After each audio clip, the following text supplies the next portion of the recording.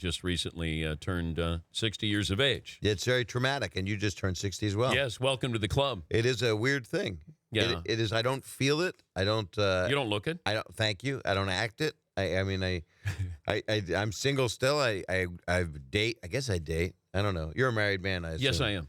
I could feel the marriage from you. I don't know why.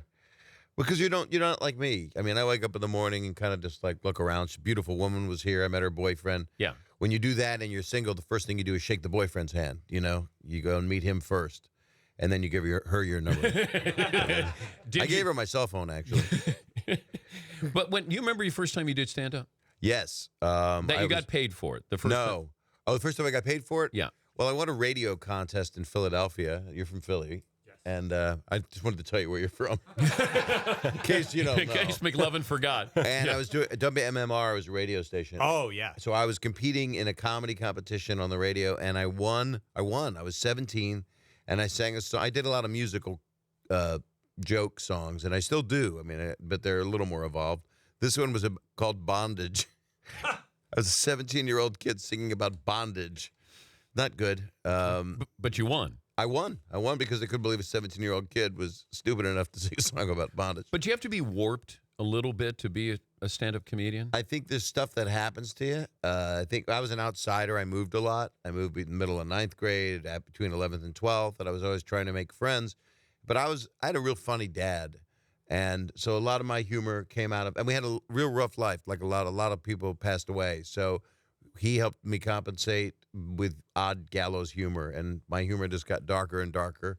And then I got a family show, and then I did a bunch of family television, and then I continued to do my stand-up throughout, which was sometimes a little bit bipolar for people to watch. But I still, it's just my kind of comedy is. It's not dirty. It's really not. It's just dirt.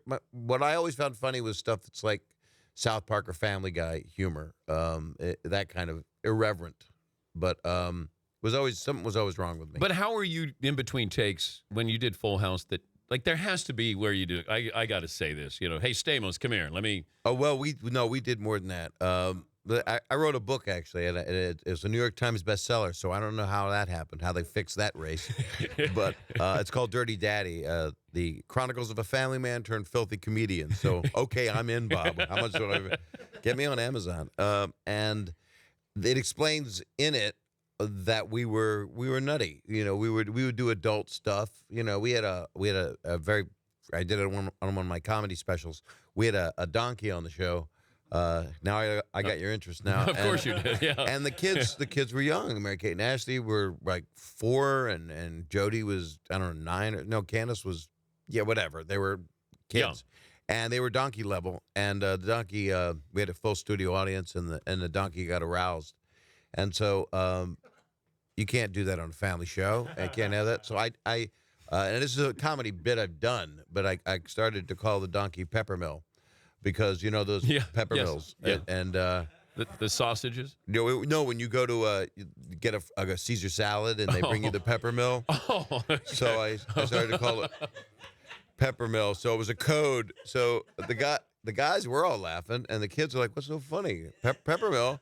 And the joke is, pepper mill knew. He could tell. That's your safe word. They know, right. Peppermill. That's right. Peppermill. And then the Rodney Dangerfield special. Paulie remembers this. That you remember when Bob did Rodney Dangerfield special? Yeah, it was late 80s. Does that sound right? It was right. Or early 80s, because late 80s I was on Full House already. So yes. It was like 80. I don't know, 84. It was. I was like 25 years old or something, and Sam Kinison popped out of that and exploded on the scene after that. But did you know when Kinison? Well, I actually helped him get his first spot at the Comedy Store, so I really knew Sam. So I was in where was I? I was in Houston, and Sam had felt persecuted. He was a Bible toting tent show guy, and he was a preacher, and he would kind of heal people. It was a bit real and a bit charlatan. And it was pretty bizarre that he came from that, but then he took all of that and turned it into his anger and rage over the male-female problem in the world for him. Yeah. And they wouldn't let him play one of the comedy clubs, so he chained himself to a telephone pole. This was in the Houston Chronicle, and he put himself in a diaper and a crown of thorns and said that he was being persecuted like Jesus. And then I said, Sam, we have to be friends. And and then he came to L.A. and Mitzi Shore at the Comedy Store. I was sitting next to her when he went up and did his first spot. And then he didn't need my help. You know, he just exploded. And that same special on Rodney's show was Rita Rudner and Louis Anderson and Yakov Smirnov and Bob Nelson. It was really quite a. And then Rodney, I became very close with Rodney. I actually officiated his funeral. Wow. And he was a good guy. Can you have comedy at Rodney Dangerfield's funeral? Well, it was 3 hours long, and a lot of comedians spoke, and it was pretty bittersweet. There wasn't a lot of humor. One of the things that always came up personally about Rodney is that he enjoyed being in a robe and being pseudo-exposed. So if you go to his house for a meeting, I don't remember what actress it was. I think it was Kathleen Turner came to meet with him for back to school or something. I was like, "Oh, how you doing? How you doing?" And he's in his robe's open, and he's just and the janitor's keys are jangling, you know. And I got a lot of stories about him, and they're interesting.